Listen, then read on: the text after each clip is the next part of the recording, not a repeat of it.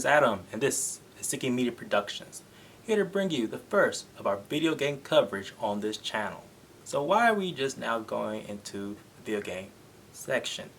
Well, for all the movies and TV reviews and other content that we've done, I feel as though video games is a natural transition, especially since the blurring of the lines between multiple forms of visual medias is slowly and actually much more faster fading away.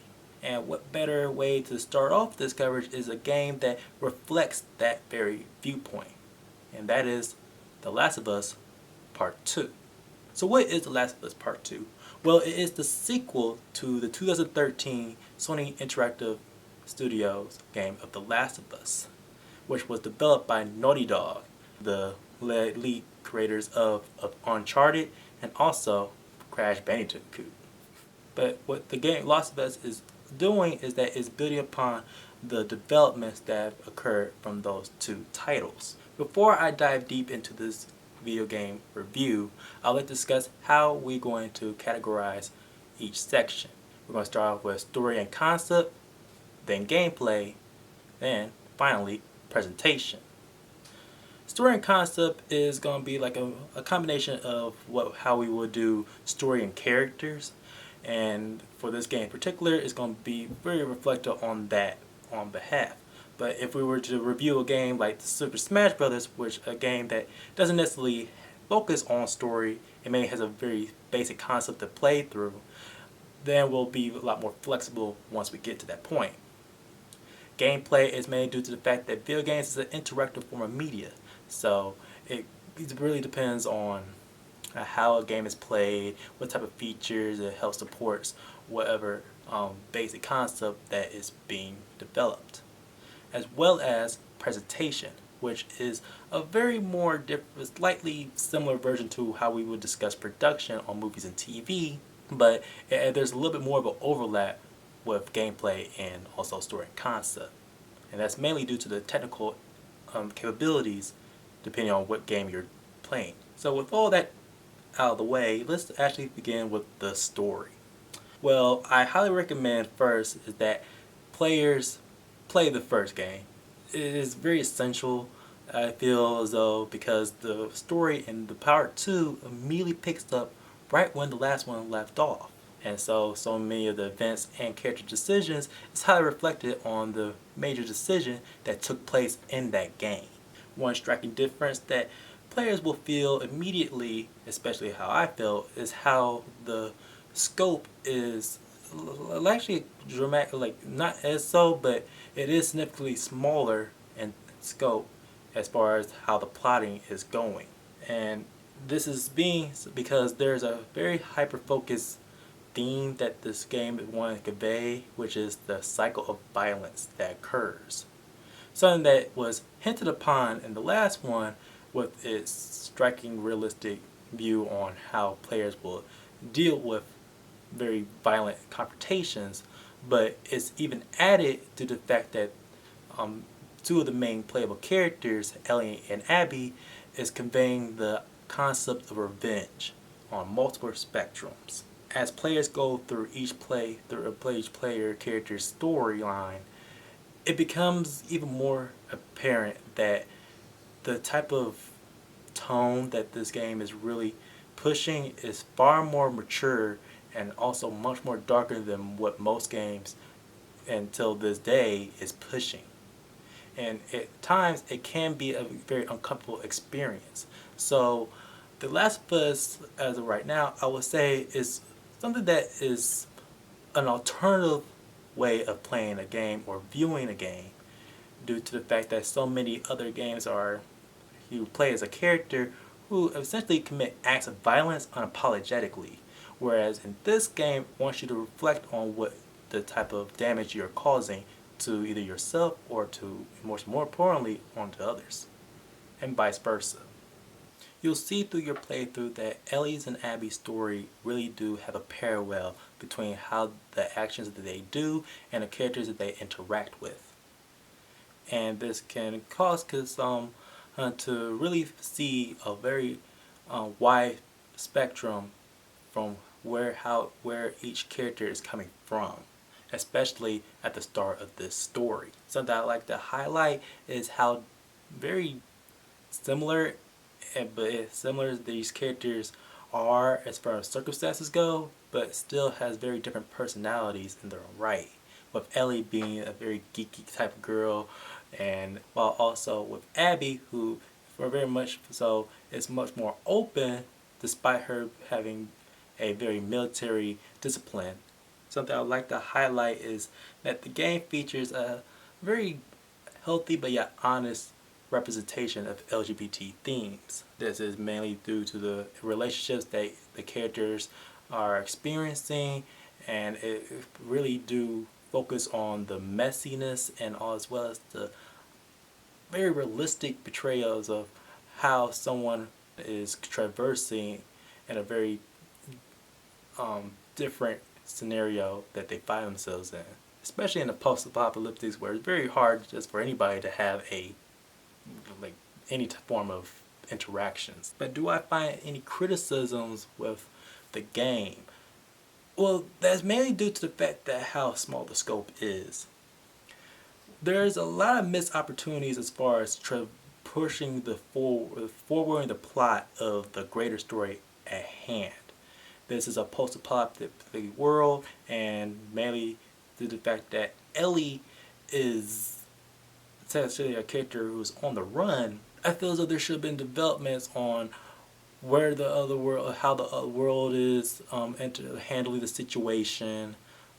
Is there any other people who are trying to find other people of who is in Ellie's shoes, and the fact that through Abby's storyline, we would have gotten a much more better context of how those sections are being played, but Abby's really playthrough is essentially giving a lot more context to the new threats that are discovered.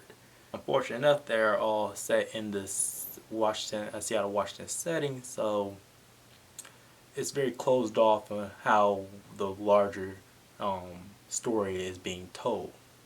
There's hints that towards the end of this game and where the story can possibly go, but for the most part, it's a very standalone title with a very clear focus on the revenge and the cycle of violence that the developers want you to really experience. But let's actually talk about the game, since this is a video game after all. And for the most part, it's a very refined version of how The Last of Us gameplay was. Combat is especially something that's more refined, with new features such as prawning and dodging and other types of movement type functions that help allow for much more smoother gameplay.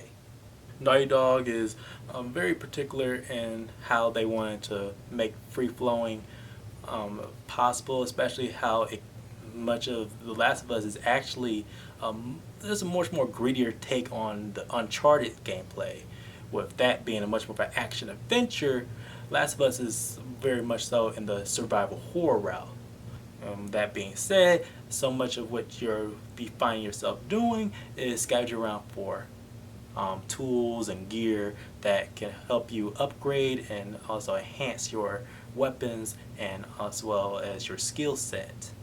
The game really do wants you to explore the wide open areas and the claustrophobic settings of which you'll find yourself in, because that's going to be very key to how you traverse enemies and also how you will find your way around certain obstacles.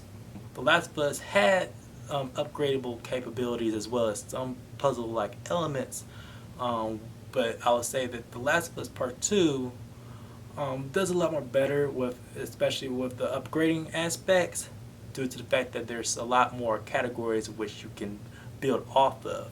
As for like any forms of puzzle solving, Last of Us Part 2 unfortunately lacks in that department, mainly due to the fact that so many of the times that you're just finding a very simple way how to get around of a locked door, and there's like essentially no forms of platforming like element and to help out with trying to figure out where to go next. In my playthrough, I also found that the upgrading aspect to the game is also somewhat lopsided in a sense, mainly due to how the story is being told.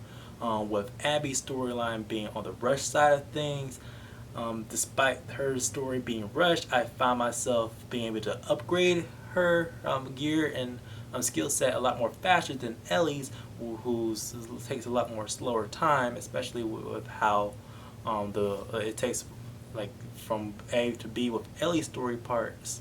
It's very scarce as far as what tools you can find. When we are reviewing these games, I like to say that as opposed to something like movies and TV, where the story will be the main defining factor of how we will feel about a product, the gameplay is something that we will mainly focus on. But I also want to point out that how the presentation fits into the overall project. And with that being said, I like to take the point that the presentation with The Last of Us is a fully immersive experience as far as how far the PlayStation 4 system goes.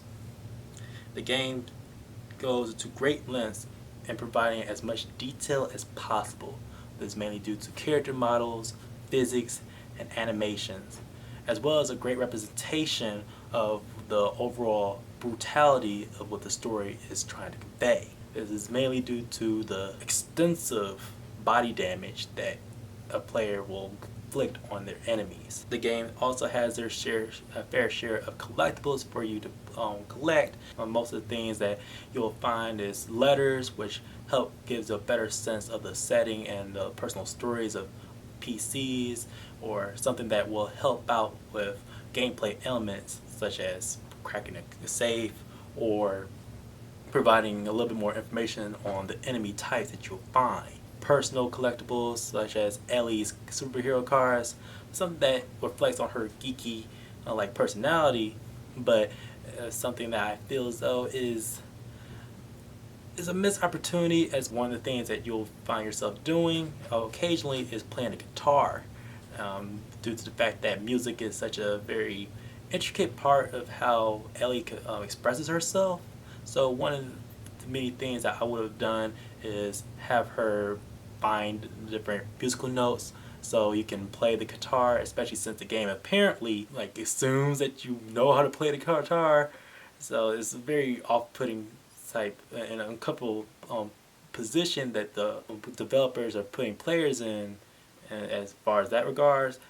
And for Abby's like personal collectible, which is coins, which is very intricate to her story. Looking back, my playthrough of the game is something that I feel is still an alternative experience of what I usually find myself in when playing a game. Yes, that you can be, it's fine and like for the most part to experience like some guilt-free action, but it is very refreshing to have a game that really do want you to reflect on the actions that you do, while still being able to play a game that still has some very solid mechanics that helps you even more so immerse into the story. I do still have some conflicting thoughts on how the direction that they decide to go with in terms of the scope, especially with how the uncertainty of what was going on a global sense. But the main focus on what they were trying to tell as far as the cycle of violence is concerned is still pretty solid. And it cannot be ignored on the technical achievements that The Last of Us Part 2 was able to do as far as presentation is concerned. So, like our other reviews, such as movies and TVs, is still a grading scale from bad to epic. I can firmly say that this is still a great game. But there you have it.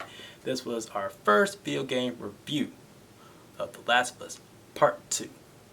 Be sure to like, share, subscribe, and comment below. And if you want to see other video game coverage, I'd like to know what other games that you feel as though that we should be looking upon. Thanks for watching, and